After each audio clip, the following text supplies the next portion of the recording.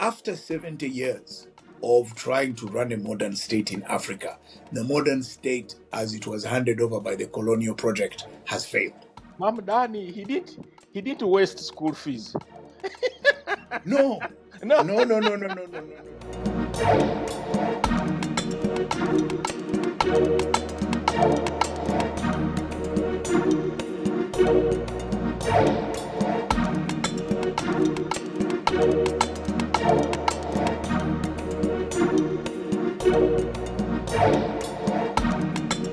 Welcome to this week's edition of the Bad Natives podcast. With me in Nairobi, Charles Onyango Obo. And I'm Robert Kapshinga, the bad native from Kampala, where the weather is a bit bipolar. I mean, it's nice and sunny, and then suddenly you get rain and it gets cold. I don't know, but we're supposed to be at the beginnings of the rainy season, so we'll wait and see. So, but wherever you are, either watching us or listening to us, please do the one thing that we all ask for: subscribe, follow, listen, share with friends. It's okay to gossip about us. It's absolutely fine. It's good for the business. So please do all of that stuff and more. Yeah. So yeah, thanks guys. So Charles, how have you been? Man, I'm good. You know, Bob, I was I don't know, did you watch the interview on CNN of Zoran Mamdani? How did I miss that? It's you'll get it on YouTube. Eh?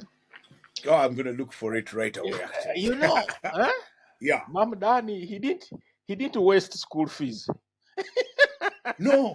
No. No. No. No. No. No. No. No. No. No. No. No. No. The guy is smart. Oh. But and you see, he is the perfect. How should I put it? He is the perfect spokesperson for the anti-Trump. Yeah. They can't find a better person. The only unfortunate thing, or perhaps even fortunate for him, which is probably why he's in such a strong position, is he wasn't born in America. If only Mira had not felt so hot in a flat in America, Zoran would be president because he would have been born. He would have born in America, yes. Yes. But you see, for me, it speaks volumes to the quality of people that migrate from their homes to the States. Yeah. That they will be the finest people from where they come from. And in most cases, I mean, if Charles, if you think about it, let's look at it this way. Number one, you think about, let's look at the West Coast. The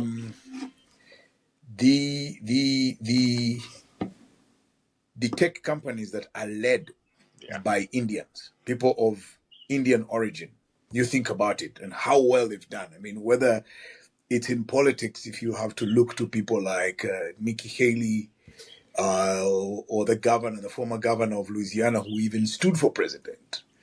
I think he was trying to be a candidate for the Republican Party. Or it's Satya Nadella of Microsoft, or the guy at Google, the Ravikant brothers. So these guys are basically Indira Gandhi is paying off now. Yeah, a lot of these people. And you know, perhaps that I mean, just for that probably brings us to the topic of the week. You know, the mega trends. The mega trends. Yes. Both global and continental in in Africa. About 3 or so months ago, we looked at Africa halfway through the year, and now we are in the third quarter. The third quarter ended. Yes, we are into the last today actually. So basically, now we are on the last lap. Yes. What have you seen? What has struck you? What are the big things that really made you say, "Wow"? this continent is going somewhere or not going anywhere for that matter? I think, first of all, Charles, let me start in the one place that me and you spend a lot of time in, which is the space of politics. And the thing that really, really disappoints me when you look at the continental trends is that the political establishment and the players who are making decisions and making choices and moving the chips on the board are completely out of touch with two important processes of history. One is the changing geopolitics internationally. The second is the changing demographics of their places, the countries that they lead. Yeah. So, and I think that the political establishment is going to be caught completely flat-footed by the things that are going to happen in the next 5 years. But you don't need to wait for the next 5 years to see how and when and where that's going to happen. That we still think that politically it is okay to invest in guys who are in their mid-80s as leading the continent is dangerous. And that a group of political actors are betting on those types of leadership, whether it's Zimbabwe, Malawi, Uganda, Nigeria. And so I think that the politics is completely out of sync with the things that are happening in the world. I mean, you have countries that are becoming more insular and investing in their own security. To do that, you need the resources. So they're taking away resources. It's obvious. But the African leaders are behaving as if nothing is happening. And so then you've got the changes that are taking place in technology at a pace that is so blistering that the guys won't even know what hit them when it hits. And then, of course, you've got the young people who are coming forward and nobody sees them coming, but they are actually arriving, Charles. You can almost see it today. So those three forces on the African continent are going to catch the political leadership by surprise. And the old way of politics just won't work. Bob, let me, Yes. let me come in. Do you think, because look, we have had youth protests the last few days in Mm-hmm. Morocco, which had escaped the Arab Spring largely Yes. because basically, they bribed them with the youth programs which have now Mm-hmm. run out. Madagascar, of course, Mm-hmm. we've had the issues in Angola, Mozambique. Earlier in the year we had Kenya and all these things. And there are people who are saying, backing your point, that maybe we are on the cusp of another season of spring protests. I wouldn't call it a spring. I would call it the sub-Saharan dry season, the drought. Let's use our own weather patterns. I think the dry season is on the way. In a sense, I mean, Charles, it speaks to like, let me speak specifically about the experience that I've just witnessed in Uganda. That you see again, I get the sense that although the president thinks he is articulating a message, for him to say 40 years later that he still has things to finish in Uganda is a bit of but what's interesting was on early this week, I think it was, they went to a resort to launch the ruling party's manifesto. That for me is not an issue because it's always a ceremony. They launch the manifesto and then forget about it. Then nothing happens. In fact, it will be very interesting to see how much of the stuff that was in the manifestos that has been deliberately done. But the interesting thing, Charles, was the people in attendance. Now, I was at a discussion yesterday where the World Bank was launching their Uganda economic update, the 25th edition. And a university professor said Mm. something very interesting, Charles. He said, I have read all the manifestos from the previous, and he said, the word tax appears less than 20 times, but the word entertainment appears 80 times.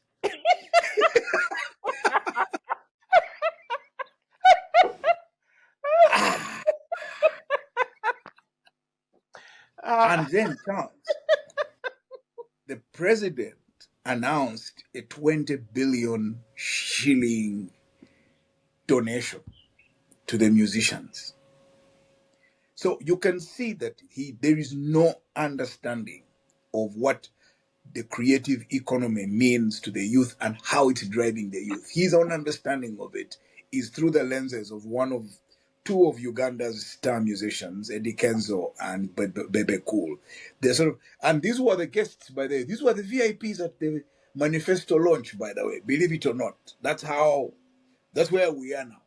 That our people are only. That's so the composition tells you. So you can see that the people who form the audience and the thinking around the next policy initiatives are not even the original deep thinkers about these issues. The way, say what you may say about Trump, he gathered the tech oligarchs. Yeah. We've gathered entertainers. What Yeah, are we? but on that, Bob, I think you touch on an important point about how understanding the creative industry works. I think Mhm. officially, the Uganda's ban on the main distribution platform for youth content, Facebook, it's still on, isn't it? Was it ever Yes, technically lifted? yes. Yeah. No, And you would imagine that those are the kind of things you would address yourself to if you're really serious about these things. yeah, and you would have a really clear understanding of what should amount to the creative economy. Yeah. But to his credit, the day before that, or 2 days before that, he goes and launches the Ugandan. It's a plant in eastern Uganda which is making EVs, electrical vehicles, and the guys there tell me it's the only one of its type on the continent. All the others are car assembly like units, and they're mainly combustion engine types. But theirs is primarily a platform for. So you can see that we've got these pockets of forward thinking, but it is not systematic. It is not structural. And that's what should have been the audience at the manifesto launch. So, but the point for me then is that then for me provides or was a peep into the future. Now, the most interesting thing, and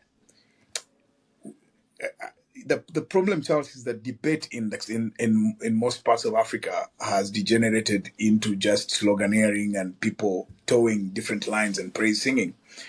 But we would be debating a very important point. So if we are able, we have the students, we have the skills, we have the facilities. One of the areas where we would be, which is providing an interesting scientific future, is electrically powered motorcycles or border borders as we know them. And I can see, Charles, in Kampala that it is an exploding business. And a lot of the border guys are beginning to see the economics of it. And so converting borders or selling borders that are electrically driven is the next big thing, Charles. It's the next big market. But we've made one mistake. We are buying them from Indian companies. So we're importing. So instead of being able to locally fabricate, so when the guys were taking me around, they said they now want to start doing SUVs. I felt like telling them, don't waste your time on SUVs. Do Yeah. buses and do borders. You will make money because borders will address our logistical issue. It will address a low-level job needs, and they are the worst polluters. So you're able to clean your air. Yeah. But Yeah. for me, that is the promise. If you're looking at the things for the future. So while the politics is with Eddie Kenzo and all of these glamorous stars. The real, and for me, the most promising thing is that you've got these young scientists, you've got these kids whose middle class parents sent them to really good schools that are now in the job market with these great schools. They went to all these wonderful universities in Europe and America. And they're coming back home and have these skills and want to put them to use.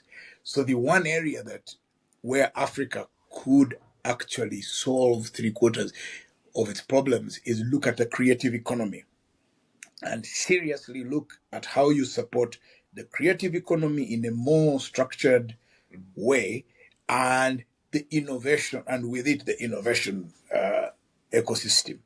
So for instance, can you link the amount of money that the government of Uganda borrows and the availability of financing for such ventures? Where is the money going to come from to finance the creative economy? That's a question we need to be debating. And unless we debate that, because all the money is going back, Charles, all these VCs are now going back home. America is cutting its interest rates. So we need to raise our own money to fund these creative economy. But one of the other things, Bob, and to me, it is one of the stories that I think strike me, because ultimately, and we discussed this a while back, Yeah. all these things, AI, all these things, ultimately, it's a question of power, energy. Yes. Yes. How much energy to drive it. I've been looking at what is happening around solar power around Africa. And I think that this month we reached very important milestone. I think we are where we were some years ago with the mobile phone. I think we are at the point of explosion. Let me give you an example. As of September, Africa's imports of solar panels and all that was up 60%, and South Africa was, which is already the leader, so it's 30%. But guess what? They spent nearly $2 billion importing. But just to show you how dramatic this can be, Algeria. Algeria spent 6 million, but it represented an increase of 3,200% on solar from last year. So just it's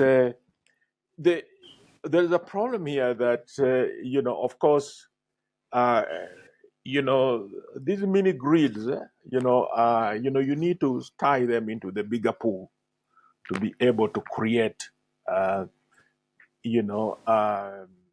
of a basket where you have lots of power and you can ultimately bring the cost down. But don't you think this is exciting? I mean, because I mean, you are farming. I was talking to our friend Aga Sekalala Jr.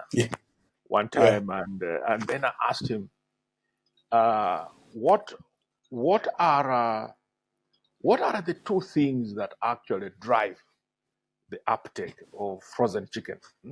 How do you know? And then he said, after some time, he figured out that there were two. One, he said, the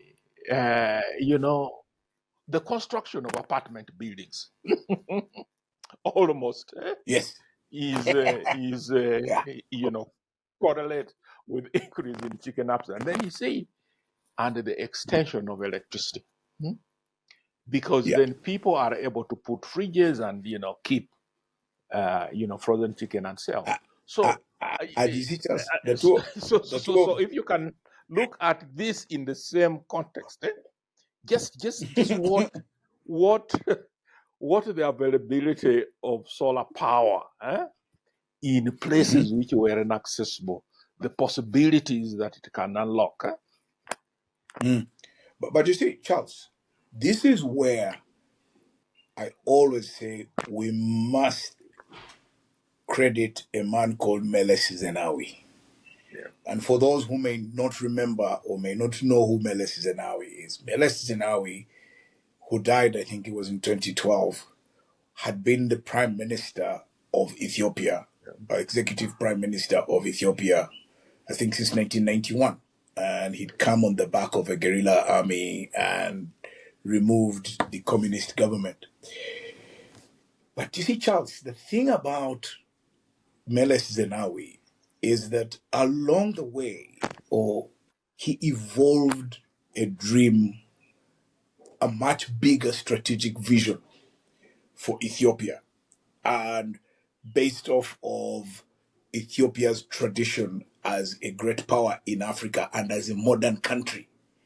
And you could see that he was a man in a hurry to restore Ethiopia on its path of modernization. Mm. Now, there are two interesting things that for me I remember Meles for. There are many, but two that I'll speak to here. I don't know if you're aware of this, but at the beginnings of the World Trade Organization, some guys went and patented Sidama coffee.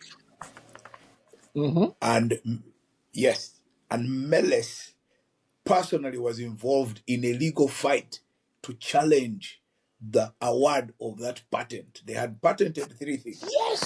Yes, I remember the story now. Sidama coffee, basmati rice, and the Kenyan bag, the kiondo. The Kyondo, yes. Yeah. Oh, those were big stories. Yeah. But you see, Meles was able to understand the significance. And you see, at the same time, by the way, that was the same time the French was stopping everyone in the world from calling sparkling wine champagne.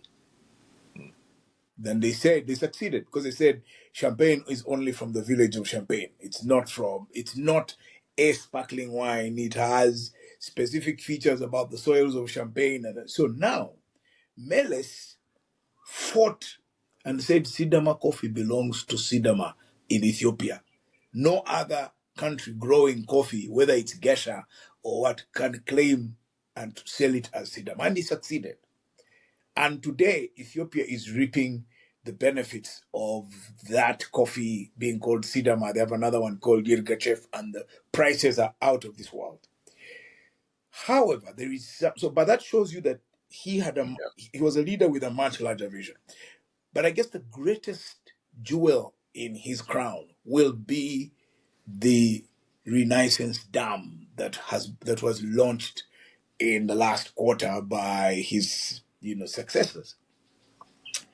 I think, Charles, that dam and the high-speed railway or whatever, the metro, is an expression of a political leader who has a much broader vision and a further view for his country. Now, my problem is that a lot of leaders are not seeing the world in those terms. Now, yes, I see your argument about solar as a replacement. That, however, is the initiative of private people trying to solve an energy problem. Exactly. What is missing in this, Charles, is that the policymakers and the national, even the continental leaders, you don't hear a discussion about an energy ambition, an energy. In other words, we should have a fully fledged political discussion about how Africa can and should harness its energy resources in systematic ways that deliver a full benefit. So, for instance, you're saying, you've got all these pockets of solar. The question is, who is studying, one, the amount of actual sun rays and, all those patterns, and know what's available on the continent? And unfortunately, all of this technology, we're still importing it. We're not yet even manufacturing it ourselves. So we're still hostages of other people's innovations, even though we are trying to. So I'm saying that the ambition should be bigger. You should be having African leaders with a whole AU session on just energy.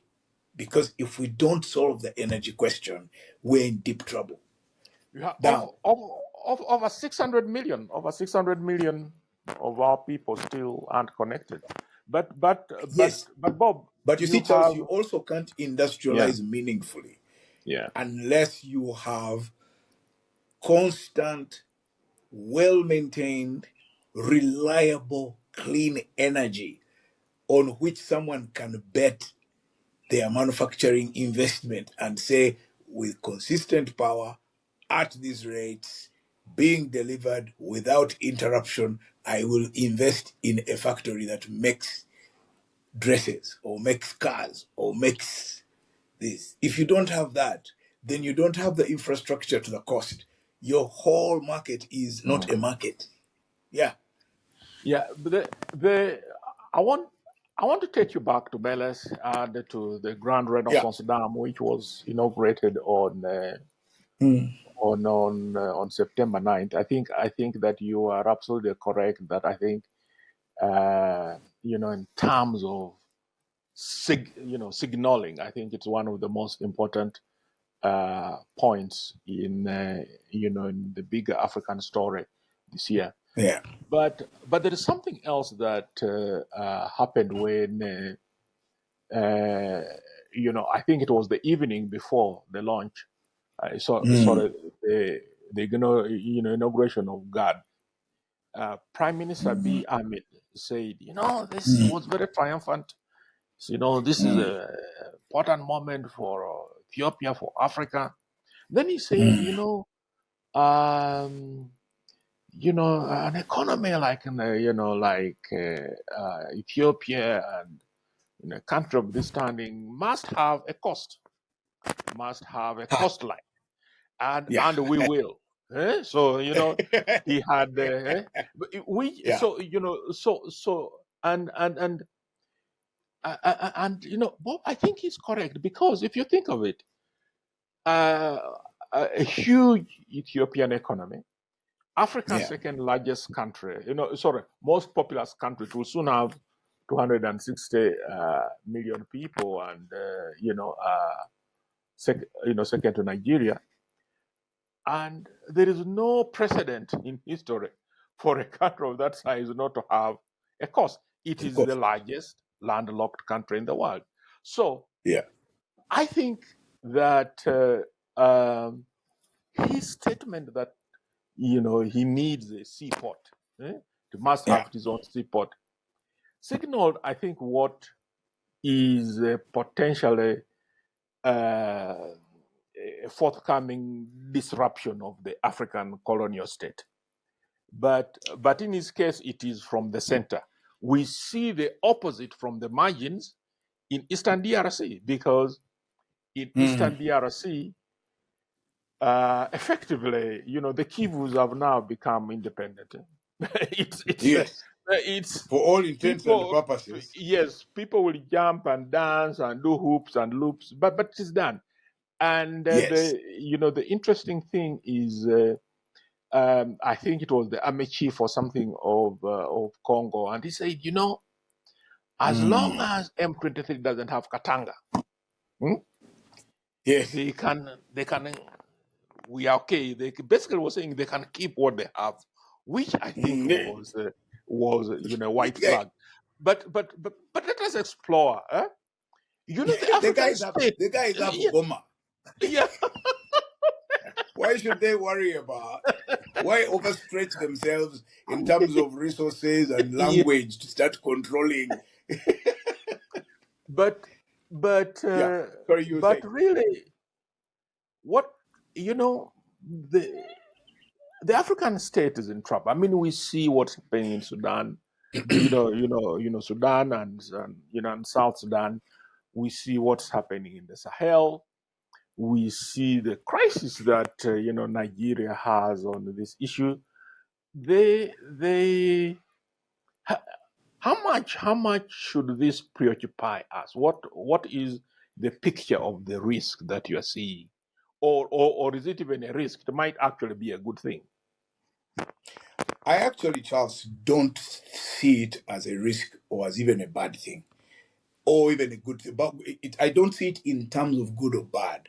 I actually see it, Charles, in terms of inevitability and just Mm. the sheer process of history happening.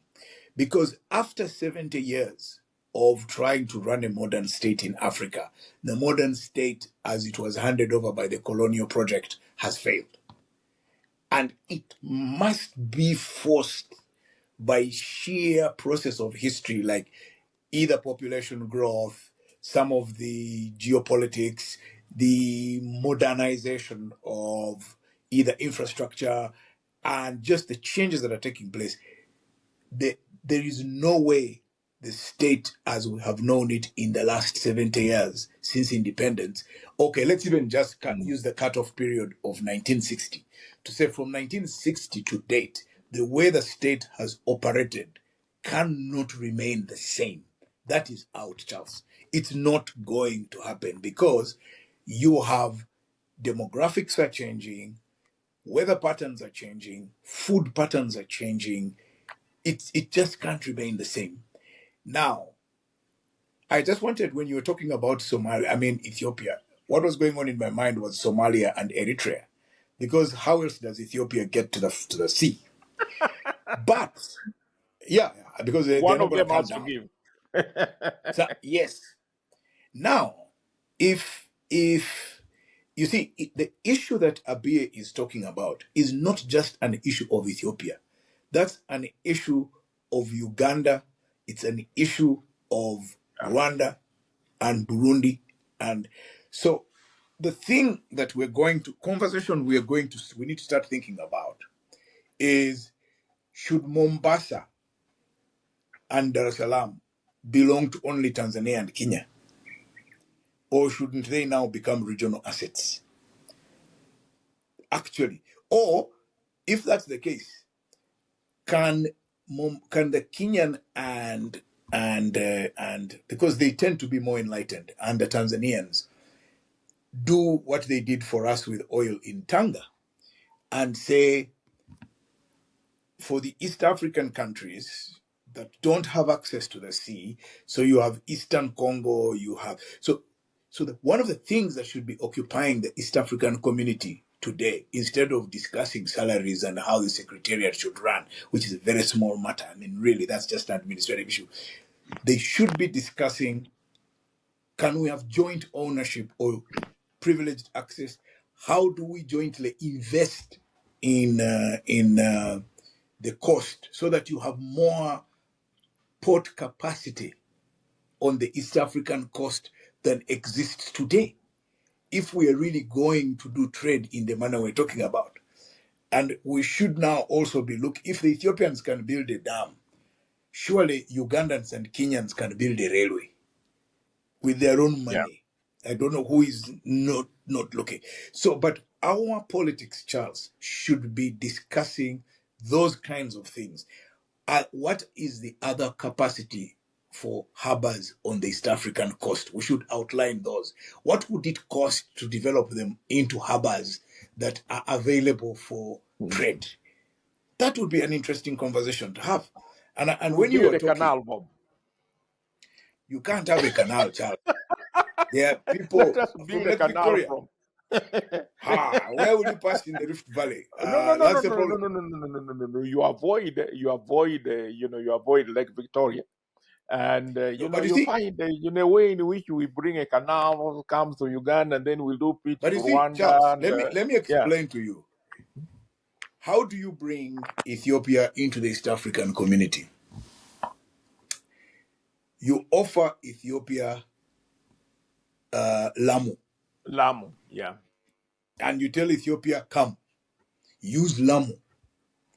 And you then create infrastructure that allows preferential rates for Ugandan imports through Lamu or exports through Lamu. Then there, you change because the road network from here to Karamoja is excellent. So you change the economics of northern Kenya, of northern Uganda, and of southern Ethiopia by just that one move. Now, that way, you solve the access by Ethiopia to the coast. You have sufficient volumes from within the interior, because there will come a time when only Kenya, when Mombasa will not be enough, if just only for Kenya. yeah. So I'll tell you another story, Charles, that one of the ministers in the Ministry of Works and Transport told me. He said, Robert, you guys are talking about 20 million bags of coffee per year. Where are they going to pass to go to the coast?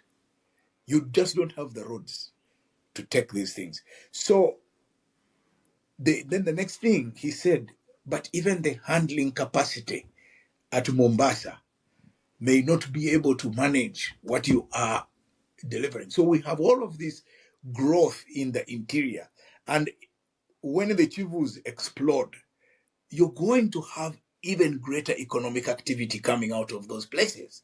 So the question then becomes, how does Africa, using the example of the Renaissance Dam in Ethiopia, look at regional or even continental infrastructure investment opportunities? And here we're talking the harbor, we're talking linkages. Instead of just talking about AFCTA in the administrative sense, they have a secretariat, they have a secretary general, we should now start to discuss.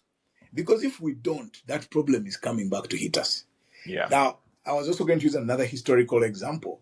I don't know if you recall, but the way the European Union started is it started by something called the European Coal and Steel Corporation.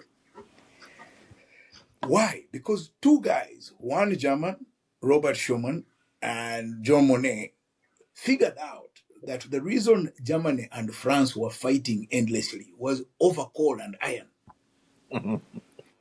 And those resources were essential, one for energy, the other for industrialization. So they said, to avoid war, how do we collaborate around the use of these resources? So what's the lesson for Africa from both the Great Renaissance Dam and from Europe? It is to say, one, you can actually raise money and be disciplined and finance a local infrastructure project. And we could do a railway, we could do a dam. And there's enough money, even the stolen one, if you offer guys an amnesty, they will invest it in things like that for you to develop those kinds of things. Bring your loot and you'll be forgiven. Yeah, just go and put it in this thing. We will not look beyond, put it in your kids' names. So Yeah. that's one. The second one, Charles, is to say, are there assets that have regional implications whose management or whose future can be put under the East African community? You go back to the famous East African railways and harbors, and you look and say, okay, Tanga, maybe Diani or whichever, or Lamu, this is the money. We negotiate as a region, we develop them into harbors. This is to push regional trade and modernization. I think if you have enlightened people like that at the political level, having those kinds of discussions, you will create for forward movement in Africa. And I think the opportunity exists. The problem is that I don't see how somebody like Nabanja, who is our leader of government business in Uganda, can be involved in a conversation of that level of sophistication. And I saw us having Luombo to voters or something. Now, but so that's Bob, what I was telling you. Yeah. So finally, and I think we must touch on this. One of the things I've seen, and it really is, I mean, you talk of the politics, we talk of the energy, that Bob, it will all go down or up on climate change. Because if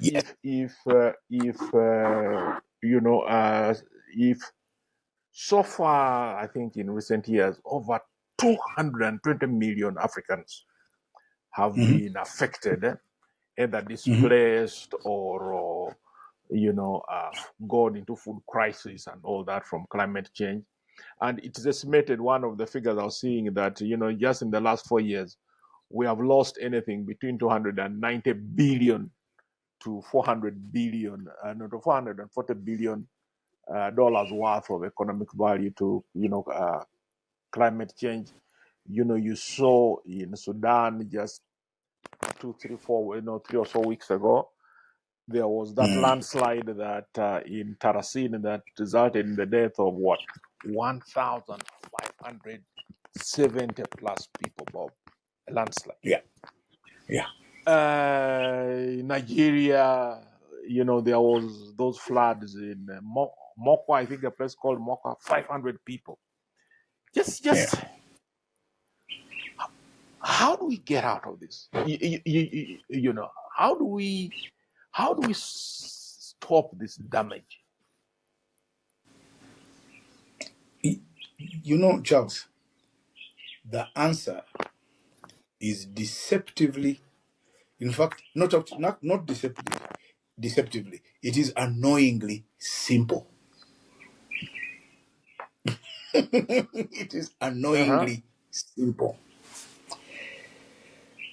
You have to fix the politics. Why? Yes, you're laughing, Charles, because I told you it is annoyingly simple.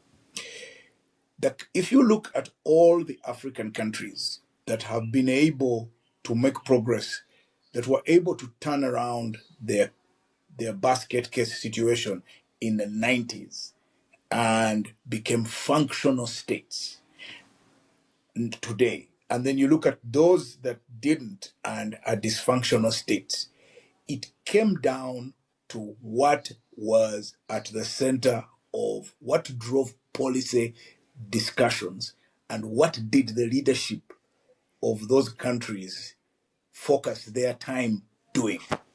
So let's look at the examples, Charles. Number one is DR Congo. We can say all we want to say about DR Congo. The damage of DR Congo is a legacy of Mobutu Sese Seko and all his limitations and failure to conceptualize what could have happened to Congo as a country. I saw pictures of just the filth of Kinshasa and their inability to manage a city. So, if your leaders cannot, in any meaningful way, and then you look at that and you look at countries like Botswana, Mauritius. Mauritius figured out one thing in the 90s, late 90s. Said, we're not going to be a country that just produces buttons and sugar. We must pivot to something else. So, unless a country's politics focuses its debates on the issues and how they deliver, how investment in public resources in terms of what is productive, what happens, what's the quality of your population, how are they educated, how are the resources deployed as investment in the functioning of a country and in that country succeeding, you're going to end up with the kind of messes we have in Zimbabwe, and then you blame sanctions. You have the collapse of states like Chad or in the Sahel. Really, the story you're talking about of climate change, part of the crisis that's leading young people in the Sahel to take up arms and fight is because they can no longer take on livestock Yeah. as an economic activity. So, in the absence of any meaningful economic activity, they have taken on the one thing that assures them a living, which is the gun. So unless the African politics is able to say, wait a minute, this is how we are going to manage these resources. This is the investment we're going to make in actually dealing with climate change, and not wait for Europeans to send you money to deal with it, because they are not going to send you that money. It's over. That story is ended. Unless we're willing to put money, and because there is no reason, Charles, there is no reason why the African budgets 40-50% is in public administration. Why? Well, what are we administering? You need We're bodies who will administering deliver poverty. you votes. We're administering poverty. But it goes, and Charles, I take it from what you said. I take that from something you sent me, and it for me, Charles, it will be my event of the week. It Yeah, was let us go there. okay. So the reason I am saying you need to change the politics, it's because if you don't fix the outlook, if you don't fix the way we think, if you don't fix the way we approach life, we will never lift ourselves out of poverty. It doesn't matter how much money you throw at us. If that's not what we're discussing. And the way I arrived at this, you sent me a video of Yemi Osinbajo, the former vice president Vice of President. Nigeria. Yeah. And Charles, I hope that we can, Curtis, our producer, can put that video as the tail end of our podcast, or at least bits of it. Because I asked myself, why is that man not president of Nigeria? With his clarity. And Charles, it wasn't just the clarity. It was, this man was speaking from knowledge, it wasn't written. He was weaving things in his mind from years of knowledge of reading, Yeah. and he has a very base understanding of how Christianity served the prosperity agenda in Europe to a point that they no longer need Christianity to continue their prosperity, and where we're getting the whole thing wrong. But you need leaders like Osinbajo to define the content of what our political discussion should be, and people who are selfless enough.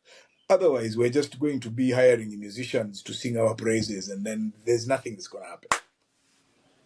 So I thank Bob, you for sending me Osinbajo. You made my yeah. week. And then for me, Bob, there were two things. I don't know. In fact, I written my Monitor column on it was this video that resurfaced over the last hours of Patrice Lumumba. Huh? Yes. It's very upsetting. Just seeing the way they were chasing him like a common, chicken thief, beating him, and then tying him. Bob, it is very, very, very upsetting. But also, is it on YouTube? I'll send you the link on the Twitter link where I viewed it. But Okay. but on a happier note, there is a kind of a strange, but intriguing show on Netflix. It's called Wayward. Mm-hmm. It is, in a small town America there and all that, in Vermont and all that. So I am there listening, Bob, and guess what? I think this was the second episode. I hear a familiar song, and guess what? Q Masekela, Riot. Oh. Bob, I mean, Q Masekela recorded this thing in 1969. So Wow. to see it in in a movie based in Vermont, there was something so warming about it. And then I missed him, and I said, oh, man, there was a time. No, the small corners we went to when things were not. Yeah. Well, I think on that note, let me even go and find one of his tracks. I think I'll play that in the car today as I drive around. Yeah. Yes, I'll send you that. And guys, as always, you've been a lovely audience. It's been wonderful having you, Bob.